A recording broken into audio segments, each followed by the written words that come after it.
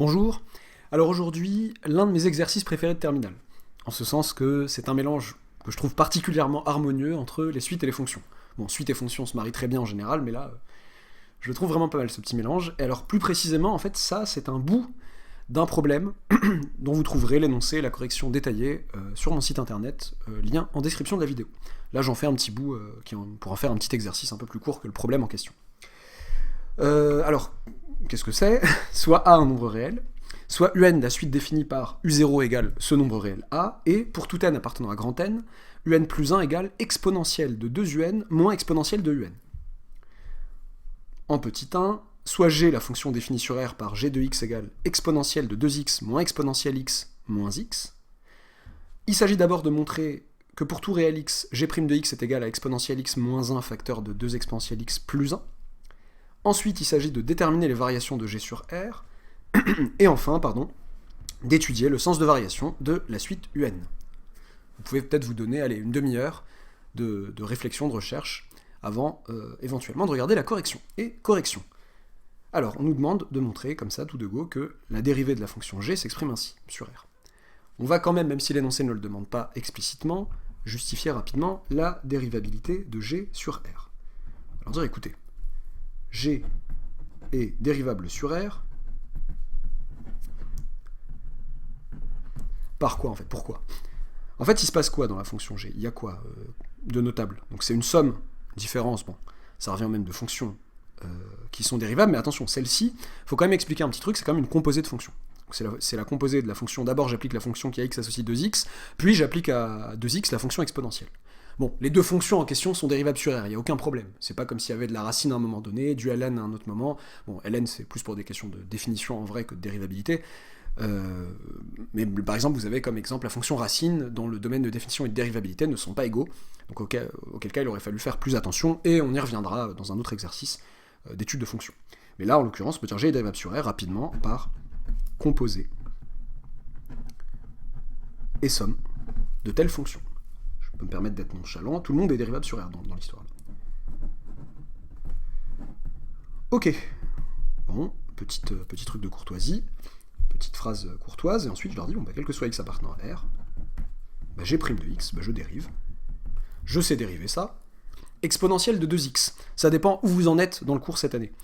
Vous avez vu en première, normalement, que les expressions de la forme exponentielle de ax plus b se dérivent en a fois exponentielle ax plus b. Si vous êtes un peu plus avancé dans le cours de cette année, peut-être que vous avez vu la dérivée de exponentielle u, où u est elle-même une fonction. Vous avez que c'est u' exponentielle u, donc ça généralise le fameux a exponentielle ax plus b. Et peut-être pour certains, vous avez même vu la formule plus générale de la dérivée d'une composée de fonctions, comment je dérive une expression du style v de u de x lorsque u et v sont dérivables, lorsque u est dérivable, sans rentrer dans les détails du théorème, parce que c'est un peu plus long que ce que je voudrais dans cette vidéo. En tout cas, on est censé savoir dériver exponentielle de 2x, et savoir que sa dérivée, c'est 2 exponentielle de 2x. Il y aura probablement, dans certains prochains exos, des dérivées un petit peu plus poussées de composés qui nous permettront de revenir là-dessus. Donc 2 exponentielle de 2x moins exponentielle x, donc dérivée de exponentielle x, c'est lui-même, moins x, et donc ça fait moins 1. Donc voilà, g' de x. Que me demande l'énoncé? Il me demande de montrer que g' de x vaut ça. Ah, moi j'ai ça. Qu'est-ce que je vais faire? Il va falloir que je sois capable de factoriser ça pour arriver à là. Mais personne ne m'oblige, et c'est dans ce piège-là que vous ne devez pas tomber, de vous imposer à chercher à tout prix à factoriser ça pour arriver là. Je prends cette expression, dont je ne sais pas encore qu'elle est égale à g' de x, et je montre qu'elle est égale à g' de x. J'arrête le calcul de g' de x ici, et je leur dis, écoutez, exponentielle x moins 1 facteur de 2 exponentielle x plus 1, je le calcule à part, ça me fait 2 exponentielle de x fois exponentielle x, donc exponentielle de 2x, ça fait exponentielle x plus x, je détaille un petit peu le calcul des exponentielles, bon c'est pas très dur, donc là plus exponentielle x, moins 2 exponentielle x, moins 1.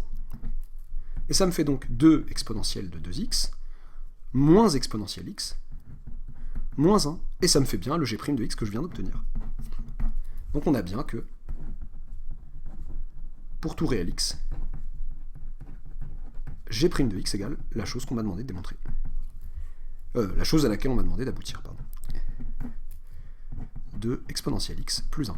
Soit dit en passant, si l'énoncé ne m'avait pas donné la forme factorisée, J'aurais pu écrire que ça, enfin ça aurait été un peu plus compliqué, que ça c'est 2 exponentielle x au carré, donc ça c'est exponentielle de x le tout au carré, moins exponentielle x moins 1, poser un changement de variable grand x égale exponentielle x, me retrouver avec une expression du second degré, 2 grand x carré moins grand x moins 1, factoriser cette expression du second degré en trouvant ses racines, en trouvant les racines de ce polynôme du second degré, et ensuite me ramener, en remplaçant grand x par exponentielle x, à l'écriture factorisée avec les exponentielles, et j'aurais trouvé ça. Je ne détaille pas plus ici, parce que l'énoncé est un peu plus sympathique. Déterminer les variations de g sur r. Bon, on m'a fait calculer la dérivée, bon bah c'est peut-être pour étudier le signe de la dérivée. Donc on leur dit d'abord que c'est un produit de facteurs, donc bah, il y a l'un des facteurs qui est très simple, en termes de signe, bah, 2 exponentielle x plus 1 est strictement positif. Donc, g' de x est du signe de, j'allais dire SGN, signe de exponentielle x moins 1. Ok. Et ben je vais me demander quand exponentielle x moins 1 est positif, quand il est négatif, en résolvant. Je sais que beaucoup aiment résoudre des équations pour ensuite réfléchir sur plus et moins. Non, moi je préfère résoudre directement une inéquation pour savoir tout de suite à quoi m'en tenir. Pour tout réel x, par exemple, g' de x est positif ou nul si et seulement si, du coup, puisqu'on a dit que c'est du même signe, exponentielle x moins 1 est positif ou nul, l'équivalence est permise parce qu'ils sont de même signe et que ce machin ne s'annule jamais, le facteur par lequel je multiplie exponentielle x moins 1, ce qui équivaut à dire que exponentielle x est plus grand que 1, ce qui équivaut à dire que exponentielle x est plus grand que exponentielle 0, ce qui équivaut à dire, donc là, j'ai quoi? J'ai la stricte croissance de exp sur r. J'ai parlé dans une vidéo précédente, la vidéo c'était laquelle? C'est la démonstration d'une croissance comparée avec les exponentielles. Je pense avoir parlé, oui, si je suis sûr même d'avoir parlé de l'équivalence ici. Pourquoi il faut l'équivalence pour... non, surtout, pardon. Pourquoi il faut parler de stricte croissance? Pour pouvoir dire que c'est équivalent à dire que x est plus grand ou égal à 0. Ok, donc g' de x est positif dès lors que x est positif. Ok, donc je peux avoir le tableau de signes de g'. Alors, g' de x est positif si et seulement si x est positif. Je sais automatiquement, parce qu'en remplaçant le supérieur égal par le égal, je sais automatiquement que l'annulation étant 0. Et je sais que j'ai du coup, comme g' de x est positif si et seulement si x est positif, dans l'autre cas, g' de x est négatif. Et donc du coup, les variations de la fonction g, elle est d'abord décroissante, puis croissante. G est décroissante, je vous le mettrai en toutes lettres au contrôle, sur moins l'infini 0, et même strictement,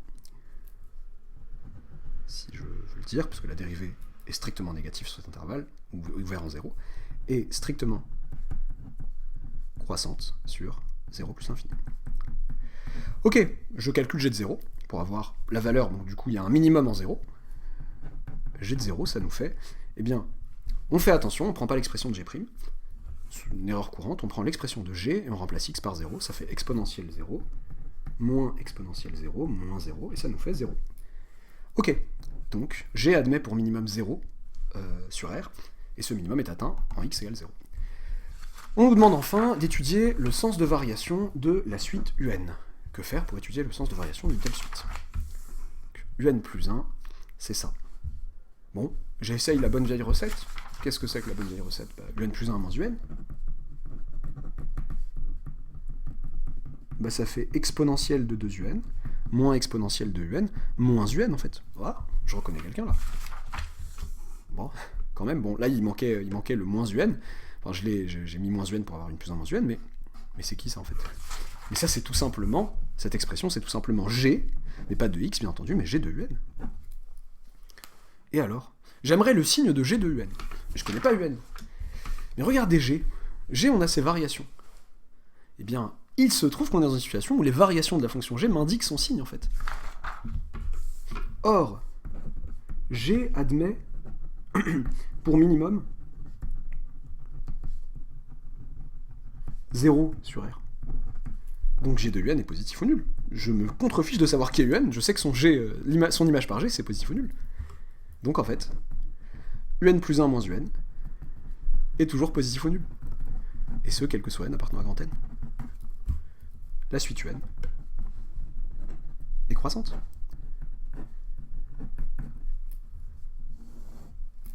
Pareil, ce petit symbole que je me permets ici, que vous ne vous permettez pas sur les copies. Voilà, c'est tout pour la vidéo.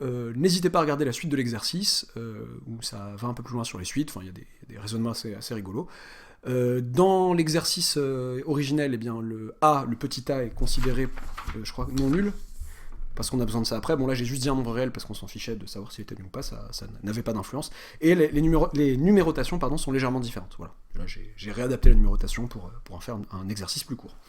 Voilà, à très bientôt pour une nouvelle vidéo.